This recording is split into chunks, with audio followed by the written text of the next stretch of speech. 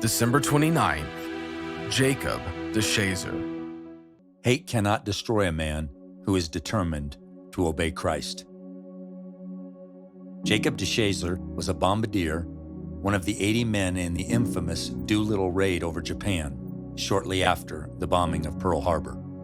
During the raid, Jacob and his fellow crewmen bailed out of their B-25 bomber over China and were taken captive by the Japanese as prisoners of war. The Japanese moved Jacob from one prison to another, where he saw how the Japanese treated Chinese citizens.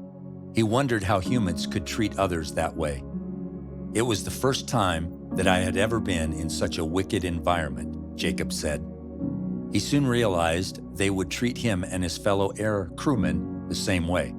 They spent most of their time in solitary confinement and faced beatings and the threat of execution nearly every day.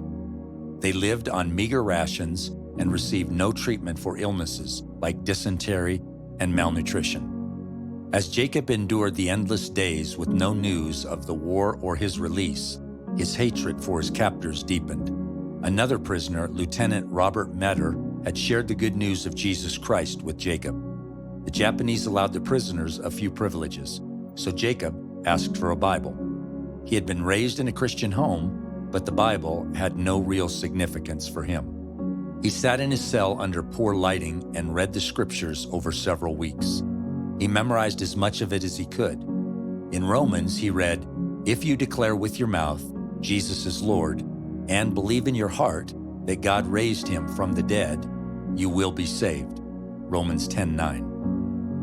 Now, Jacob believed in Jesus and became his apprentice. Salvation was in his heart, but his body remained locked in a cell. The day after his conversion, one of the guards assaulted Jacob. The day before, he would have reacted differently, but now he remembered the words of Jesus. "You have heard it said, 'You shall love your neighbor and hate your enemy.' But I say to you, love your enemies and pray for those who persecute you." Matthew chapter 5, verses 43 and 44. Jacob chose to love the guard rather than hate him.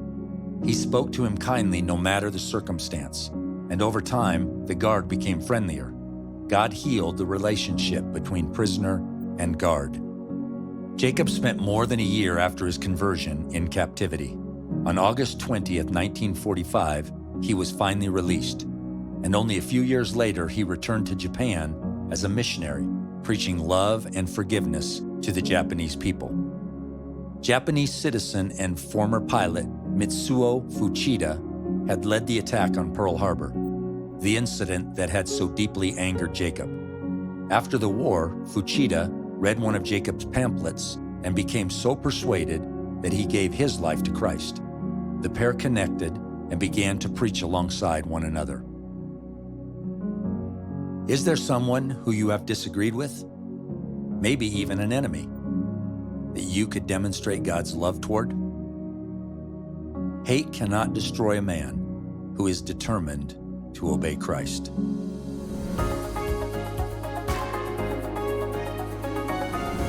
Hello, this is John Ramstead, the CEO of Beyond Influence and also the host of the Eternal Leadership Podcast. Thank you so much for tuning in to 365 Christian Men. As I heard this story of Jacob, I was really trying to put myself in his shoes. World War II had just started, and now he is one of the first POWs. And as we learned later, and as I read in this book, Unbroken, the treatment of our prisoners is beyond anything I think we could comprehend in modern society. And I can understand the hate that would build up. And imagine how God was working already in that camp, and when he was witnessed to and he asked for a Bible, he was given one. And he started reading the Bible, and through that is a transformation that only Jesus can do. And the fact that afterwards, and after they got out of the war, the pilot, Futsuyo Machida, who led the attack on Pearl Harbor, who this guy also hated, became one of his best friends, and together they planted 23 churches.